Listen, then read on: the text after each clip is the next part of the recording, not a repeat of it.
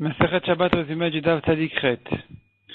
La Gemara ramène d'abord une braïta qui pense que celui qui a jeté un objet d'un Reshut Harabim à un autre Reshut Harabim en traversant un Reshut Hayachid au milieu, alors d'abord, il n'est pas chayav pour le fait que ce soit rentré et ressorti d'un Reshut Hayachid, dans un Reshut Hayachid. Il est par contre chayav dans le cas où il y a en tout 4 amot de Reshut Harabim, et là on pourra associer les amot d'avant le Reshut Hayachid avec les amot d'après le Reshut Hayachid. Donc si en tout ça en fait 4, il est chayav, sinon il est patour. La Gemara ramène encore une halakha, celui qui porte 4 amot dans un Reshut Harabim qui a un toit sur le Reshut Harabim, comme par exemple disons un pont au-dessus du Reshut Harabim. Celui qui porte en dessous, il est patour. Pourquoi? Parce que le Reshut Harabim, on l'apprend a priori du désert, des Bnei Israël qui étaient dans le désert. Or là-bas, il n'y avait pas de toit.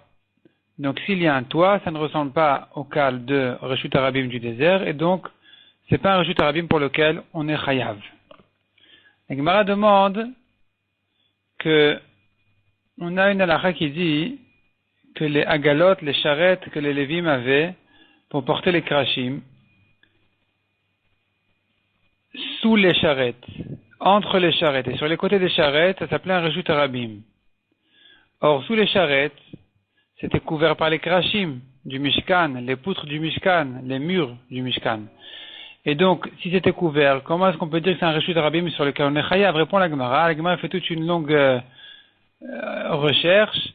Finalement, la Gemara, elle dit que les poutres étaient rangées de telle manière à ce qu'il y avait entre les rangées de poutres il y avait de l'espace qui faisait plus de 3 tfachim, donc c'était considéré vraiment comme un espace de vide, et donc il n'était pas couvert par les krashim, et là-bas on pourra dire qu'en dessous de la charrette à cette hauteur-là, à cet endroit-là, dans cet espace, eh bien, c'est considéré comme un Reshut Harabim. Sachant que, la Gemara précise encore, la charrette n'avait pas de fond. Les krashim étaient allongés sur la charrette, mais la charrette n'avait pas de fond. Elle ne pouvait pas contenir quoi que ce soit. C'était pas un récipient. Et donc, sous la charrette, c'était vraiment ouvert jusqu'au ciel. C'est pour ça qu'on est chayav là-bas. La Gemara rentre maintenant bien dans les détails des krashim du Mishkan. De quelle manière exactement, quelle taille ils avaient les krashim. Donc déjà, il est clair dans les psukim que les krashim faisaient 10 amot de haut, 1 ama et demi de large. Combien d'épaisseur faisaient les krashim? 1 ama. Ça ressort aussi des psukim qui faisaient 1 ama.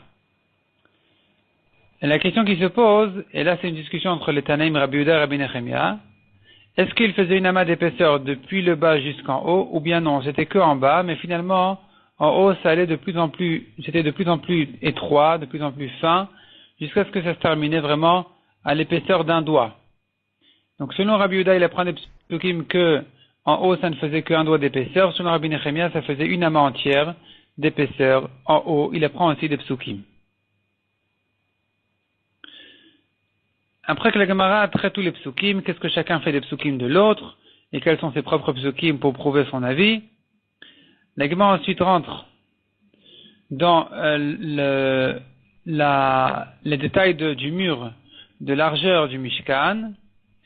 Ici, on aura un petit problème. Si on dit que l'épaisseur des krashim n'était pas 1 ama jusqu'en haut, alors on aura un problème avec les krashim du coin. Il se trouvera qu'ils dépassaient un peu en haut. En haut, ils dépassaient de l'épaisseur des krashim de la longueur. Donc les krashim de la largeur dépassaient en haut des krashim de la longueur. Ça paraît pas net. Répond la Gemara, effectivement, il fallait les tailler de manière à ce que ça paraisse net et à ce que ça se termine au même endroit que les krashim de la longueur jusqu'en haut. La Gemara ramène encore, il y avait les berichim. Les berichim, c'était des barres qui soutenaient, ou plutôt qui accrochaient tous les krashim les uns avec les autres, qui faisaient que tous les krashim étaient liés, attachés les uns avec les autres. Il y avait encore un bariach, une barre centrale, qui traversait tous les krashim, donc des 2 longueurs et de la largeur. C'était une barre qui, miraculeusement, elle faisait toute la longueur, elle tournait dans la largeur, elle retournait dans l'autre longueur, sud-ouest, nord, et de cette manière-là, elle pouvait tenir le Mishkan tout entier. La Gemara dit que c'était un S.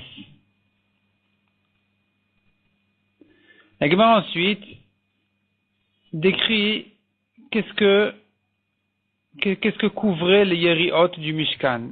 L'étoile du Mishkan, qui était sur le toit du Mishkan, et qui se prolongeait, s'allongeait sur les murs encore du Mishkan et de côté. Et donc, il faut savoir jusqu'où ça allait. Et là, on aura une différence entre Rabbi Yehuda et Rabbi Nechemia. Si je dis qu'il y a une épaisseur d'une amas jusqu'en haut, alors à chaque fois, on va perdre une amas de chaque côté dans l'étoile. Elles ne vont pas descendre aussi bas sur les krashim que si je dis que l'épaisseur en haut ne faisait pas une amas. Et donc, la Gemara, elle rentre un petit peu dans les comptes, jusqu'où ça allait exactement, selon Rabbi Yehuda et selon Rabbi Nechemia, l'étoile jusqu'où en bas, elle descendait. La Gemara termine en disant, les krashim étaient fendus en bas, il y avait une espace au milieu de l'épaisseur, au milieu de la largeur des krashim, pour les rentrer dans les socles qui étaient creux, et donc dans lesquels on rentrait les krashim. La Gemara dit aussi, les crochets des toiles, qui attachaient 5 toiles aux 5 autres toiles, parce qu'elles étaient cousues les 5 à droite avec les 5 d'un côté avec les 5 de l'autre côté, ou les 6 de l'autre côté, et il y avait une sorte de crochets qui accrochaient les uns avec les autres, et c'était en argent, ça paraissait comme des étoiles dans le ciel.